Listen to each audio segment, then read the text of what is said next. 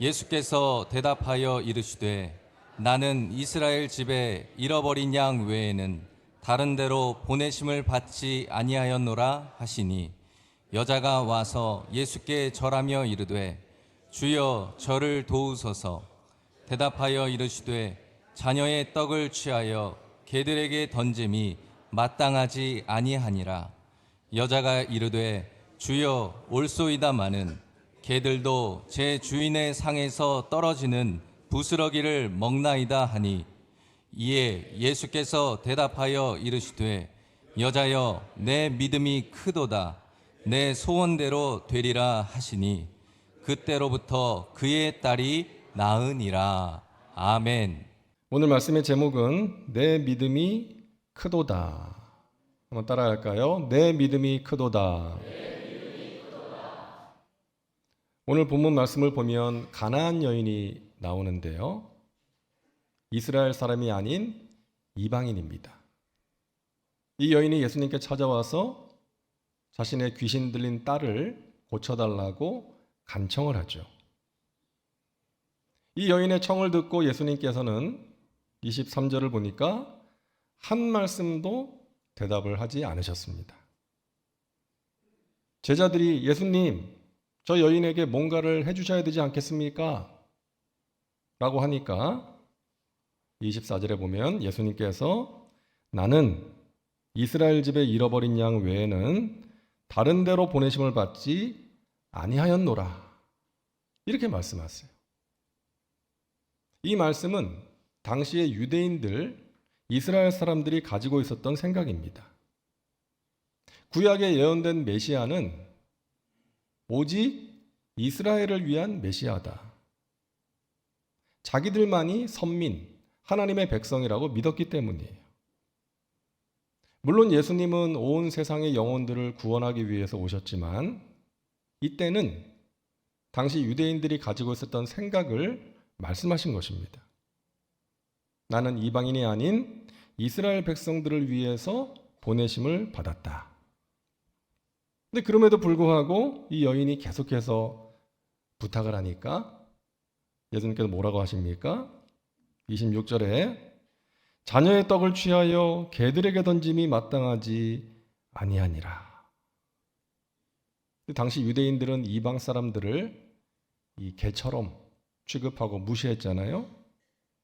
예수님께서 이 여인을 무시하고 모욕하는 말을 하신 거예요. 자, 예수님께서 왜 이렇게 하셨을까요? 예수님은 사람을 차별하거나 무시하는 분이 아니잖아요. 근데 왜 이 여인한테는 이렇게 냉정하고 또 모욕적인 말씀을 하신 것일까요? 예수님의 진심이 아니었던 것입니다. 예수님께서는 이 여인의 믿음을 알아보시기 위해서 일종의 테스트를 하신 거예요.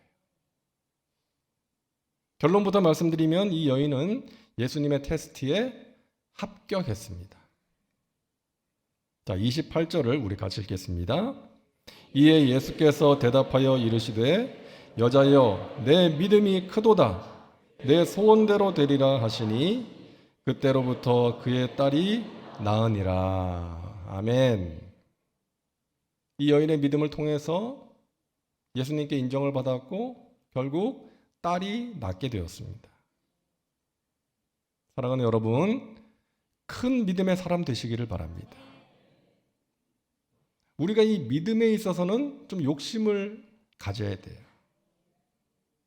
세상 것들에는 욕심을 내려놓는 것이 좋지만 이 믿음에 대해서는 우리가 욕심을 가져야 됩니다. 예수님께 인정받는 큰 믿음을 주시옵소서. 그런 믿음의 사람이 되게 하여 주옵소서. 어떤 믿음이 큰 믿음입니까? 첫째로 예수님만 믿는 믿음입니다. 따라하세요. 예수님만 믿는 믿음. 이 가나안 여인은 예수님만이 자기 딸을 고쳐줄 수 있다고 믿었습니다. 만약에 다른 길, 다른 방법이 있었다면 모욕적인 말을 듣자마자 예수님을 떠났겠죠.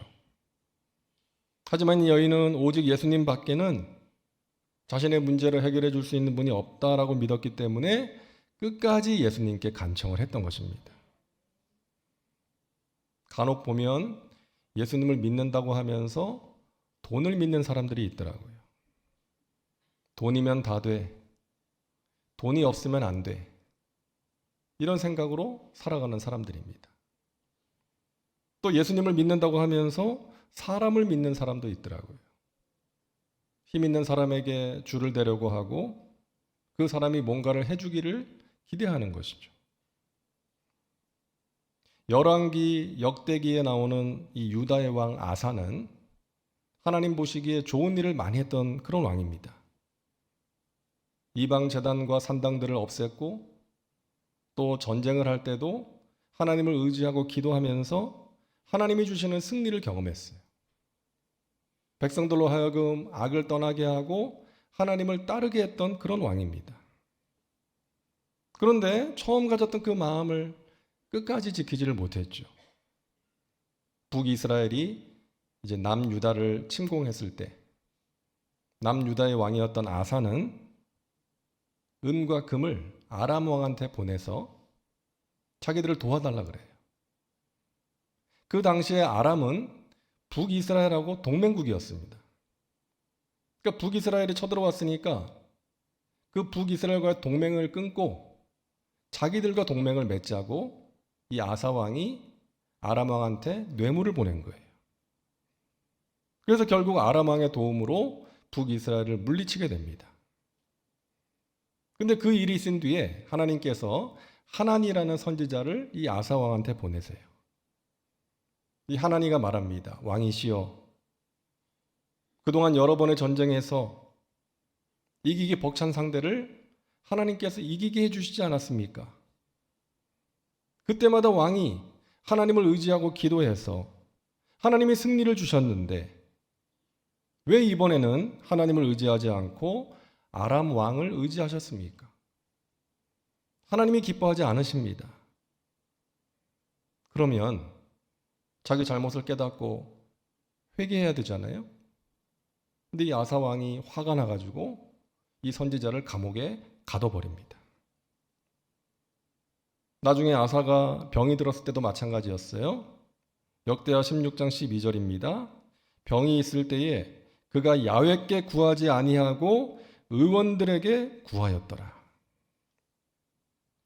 여러분, 물론 병이 나면 의사를 찾아야 되죠. 의사의 도움을 받아야 되죠. 당연한 것이죠. 그리고 전쟁을 할 때 주변 나라의 도움을 받을 수 있어요. 하지만 아사의 잘못은 무엇입니까? 하나님을 신뢰하지 않고 사람을 신뢰했다는 거예요. 하나님을 의지하며 하나님께 도움을 구하지 않고 사람을 의지하고 사람에게 도움을 구한 거예요. 그것을 하나님께서는 기뻐하지 않으신 것입니다. 물론 여러분, 하나님께서는 사람을 통해서 일하세요. 그래서 사람의 도움을 받는 게 잘못된 건 아니죠. 여러분, 요셉을 보세요. 요셉이 감옥에 있다가 바로왕 앞에 설 수 있었던 것은 그가 감옥 안에서 만났던 바로의 신하들 때문이었어요. 그들이 좀 많이 늦긴 했지만 나중에라도 생각을 하고 요셉을 바로에게 이야기해 줬기 때문에 요셉이 바로왕 앞에 설 수 있었고 바로의 꿈을 해몽해 줌으로써 애굽의 총리가 될 수 있었던 것이죠. 그 사람들의 도움이 있었어요. 사도 바울은 고난 중에서도 열심히 복음을 전했고 주님의 몸된 교회를 세우는 일에 힘썼습니다. 그렇게 할 수 있었던 것은 바울의 곁에서 물심양면으로 바울을 도와주었던 동역자들이 있었기 때문이에요. 그들이 위로가 되었다고 바울은 이야기하지 않습니까? 이처럼 하나님께서는 사람을 통해서 우리를 도와주시고 사람을 통해서 하나님의 뜻을 이루세요. 중요한 것은 뭐예요? 우리의 중심이에요. 사람을 믿고 의지하는 것이 아니라 하나님을 신뢰하고 하나님을 의지해야 된다는 것입니다. 우리가 하나님을 의지하면 하나님께서 사람을 통해서 우리를 도와주세요. 사람을 움직이십니다. 그런데 우리가 하나님보다 사람을 더 의지하면 일이 틀어질 때가 많은 거예요. 그 끝이 결국에는 좋지가 않은 것입니다. 사랑하는 여러분, 사람을 신뢰하거나 의지해서는 안 됩니다.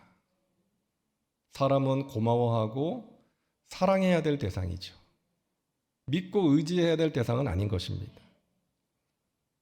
그래서 이사야 2장 22절에 너희는 인생을 의지하지 말라. 그의 호흡은 코에 있나니 새말 가치가 어디 있느냐. 인생을 의지하지 말라고 말씀하시고요. 잠언 3장 5절과 6절을 우리 같이 읽겠습니다. 너는 마음을 다하여 야훼를 신뢰하고 내 명철을 의지하지 말라. 너는 범사의 그를 인정하라. 그리하면 내 길을 지도하시리라. 아멘. 우리가 하나님을 믿고 의지한다면 하나님께서 반드시 우리의 길을 인도하시고 때마다 필요한 은혜와 복을 주실 줄로 믿습니다.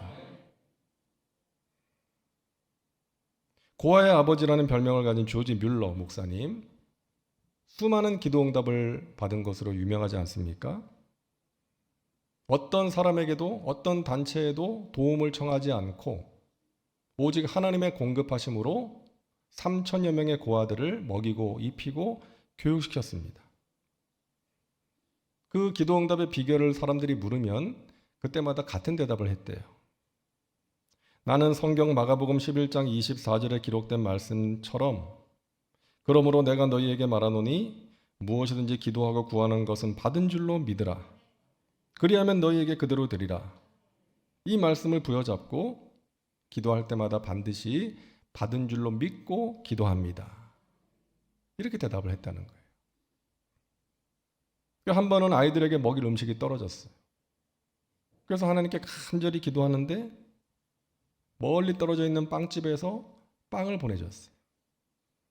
갑자기 계약이 파기돼서 이 많은 양의 빵을 어떻게 처리할까 고민을 하던 중에 고아원이 생각나서 보냈다는 거예요. 하나님께서 그분의 마음을 움직이셔서 빵을 보내주신 거죠. 한 번은 추운 겨울에 아이들이 생활하는 건물의 보일러가 고장이 났어요. 밤을 새워서 하나님께 기도하는데 갑자기 날씨가 따뜻해지는 그런 기적이 일어났던 것입니다. 따뜻한 바람이 불어왔다는 거예요. 사랑하는 여러분, 하나님을 신뢰하시기를 바랍니다. 우리가 하나님을 의지함으로 부르짖어 기도할 때에 우리가 알지 못하는 크고 비밀한 일을 보여주실 줄로 믿습니다. 둘째로 예수님께 인정받는 큰 믿음은 자기 부인의 믿음이에요. 자기를 부인하는 믿음. 따라합니다. 자기 부인의 믿음. 이 여인은 예수님께서 자신을 개에 비유하면서 말씀하셨을 때 이런 말을 하죠. 27절 우리 같이 읽겠습니다. 여자가 이르되 주여 올소이다마는 개들도 제 주인의 상에서 떨어지는 부스러기를 먹나이다. 개 취급을 당했을 때 아니 개라니요. 무슨 말을 그렇게 하십니까? 나 예수님 그렇게 안 봤는데 해도 너무하시네. 그러면서 예수님을 떠난 것이 아니라 예 맞습니다. 저는 개처럼 비천한 존재입니다. 하지만 개들도 주인의 상에서 떨어지는 부스러기를 먹지 않습니까?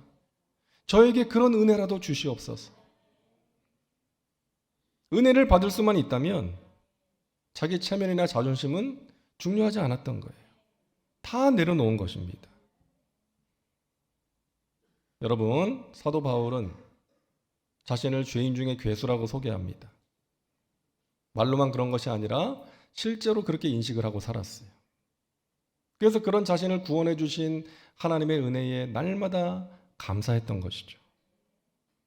그런데 바울은 어떤 사람이었어요? 그 당시 세계를 호령하던 로마의 시민권자였고요. 최고의 스승 밑에서 공부한 최고의 학벌을 가진 사람이었습니다.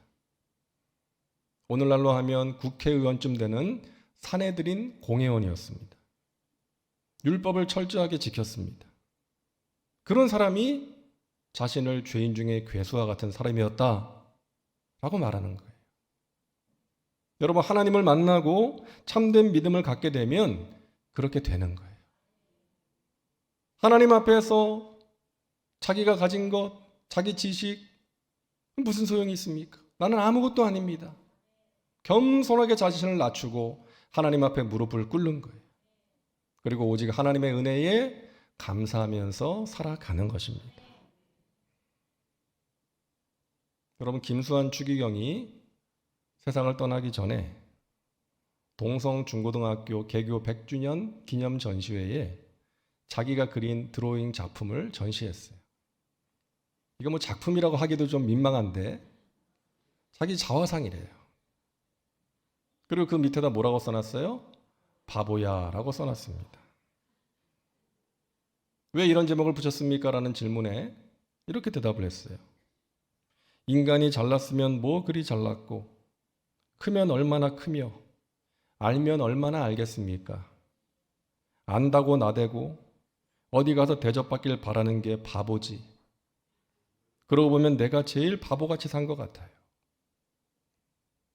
여러분, 한평생을 산 그 노 신부의 그 말이 참 마음에 와닿더라고요. 우리 인간이 알면 얼마나 알고 잘났으면 얼마나 잘났냐는 거예요. 어디 가서 대접받기를 바라는 그 마음 내려놓을 때 그 모습, 그 중심을 하나님께서 기뻐하시고 우리를 귀하게 사용하실 줄로 믿습니다. 하버드 대학 교수였던 헨리 나우엔, 세계적인 영상신학자고 베스트셀러 작가입니다. 이 사람이 어느 날 갑자기 하버드 대학 교수직을 내려놓고 그 정신지체자들이 모여 사는 공동체에 들어가서 생활을 하게 됐어요. 많은 사람들이 의아하게 생각했습니다. 근데 이분이 예수님의 이름으로라는 책에서 그 이유를 밝혔어요. 그동안 나는 올라가는 길만 추구했다. 어려서부터 공부를 잘해서 사람들에게 칭찬을 받았고 하버드의 교수까지 되었다. 인기를 얻었다. 나는 지금까지 오직 성공을 향해 꼭대기만 바라보고 달려왔다. 그러나 어느 날 나는 정신박애가 아담군을 만났을 때 이러한 인간의 고통에 동참하는 내리막길을 통해서 예수님을 알 수 있다는 것을 깨달았다. 그들과 함께하며 나는 복음서에 나타난 예수님을 만날 수 있었다. 사랑하는 여러분, 큰 믿음의 사람은 스스로 내려갈 줄 아는 사람입니다.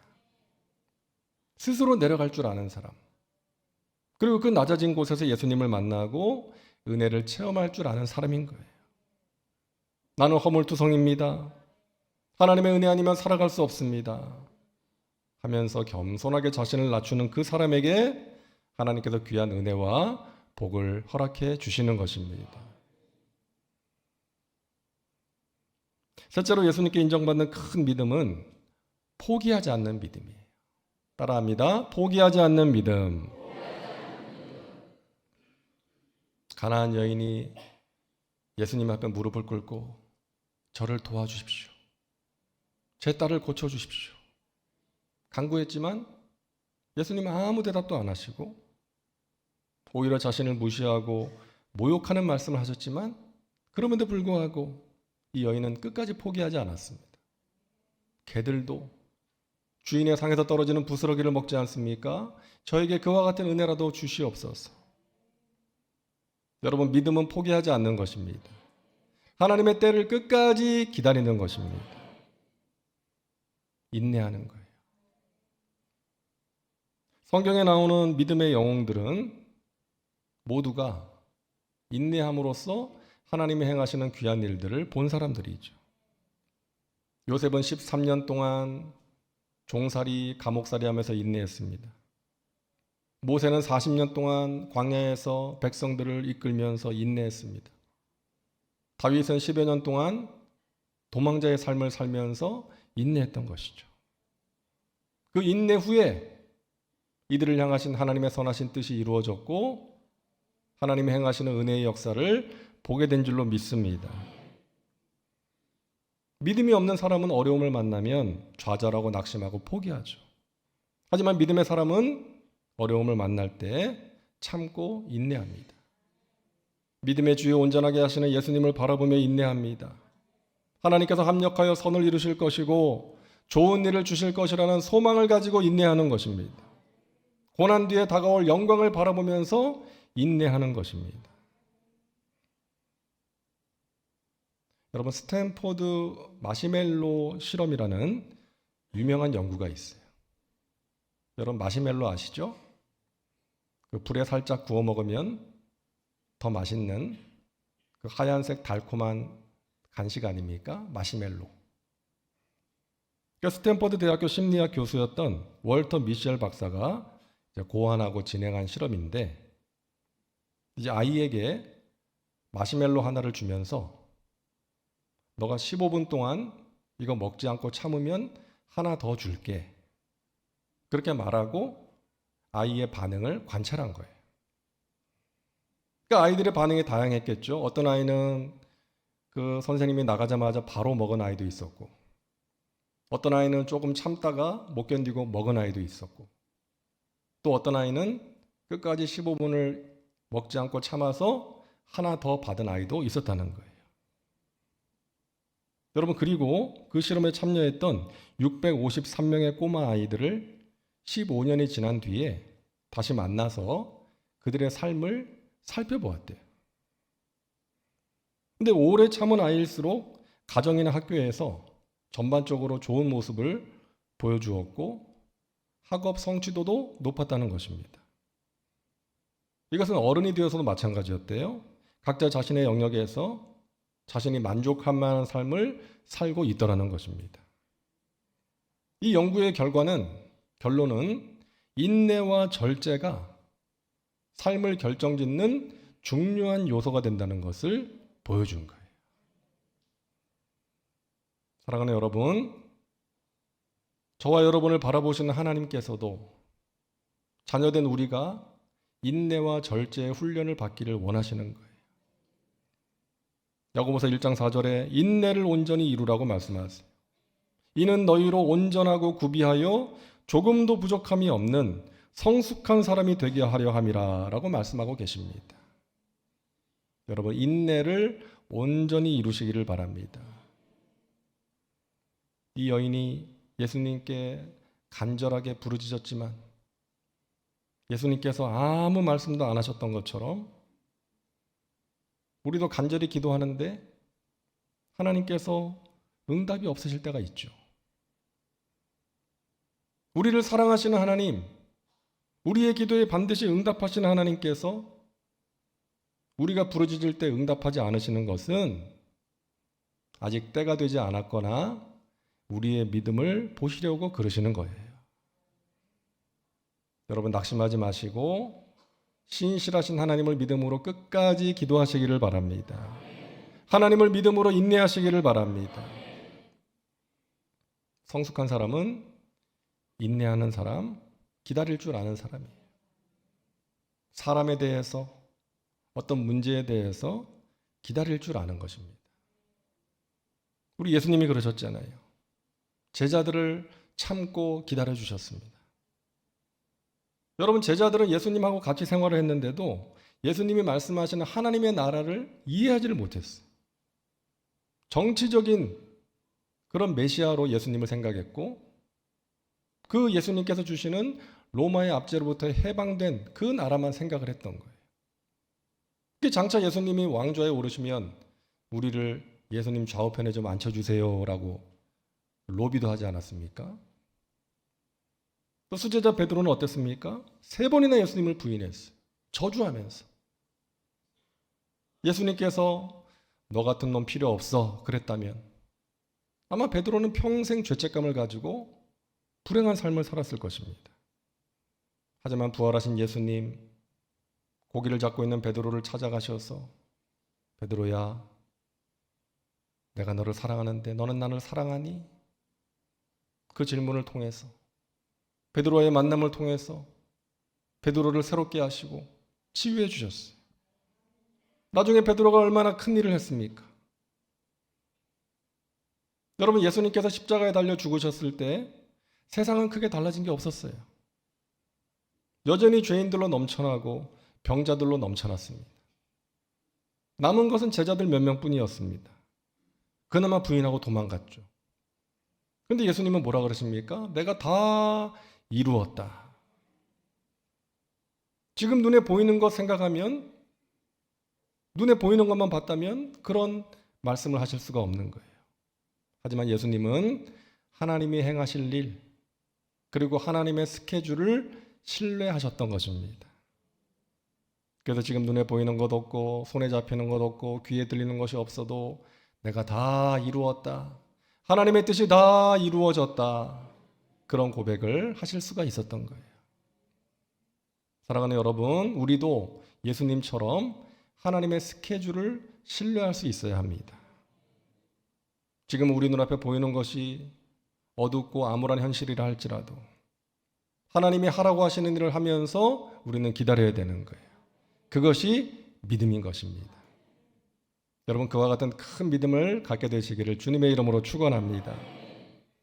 저 여러분 모두가 하나님으로부터 내 믿음이 크도다 인정받고 하나님이 베푸시는 귀한 은혜를 누리고 하나님의 나라와 영광을 위해서 귀하게 쓰임받는 복된 삶을 살아가시기를 주님의 이름으로 축원합니다.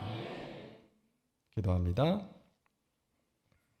좋으신 하나님, 우리를 택하셔서 하나님의 자녀 삼아 주시고 하나님 아버지의 품 안에서 하나님이 주시는 좋은 것들을 누리고 나누며 살게 하시니 감사합니다. 큰 믿음의 사람이 되게 하여 주옵소서. 주님께 인정받는 그 믿음 가지고 주님께 영광 올려드리고 주님이 주시는 승리를 체험하고 많은 사람들에게 예수 향기를 전하는 복된 삶을 살게 하여 주시옵소서. 예수님의 이름으로 기도하옵나이다. 아멘.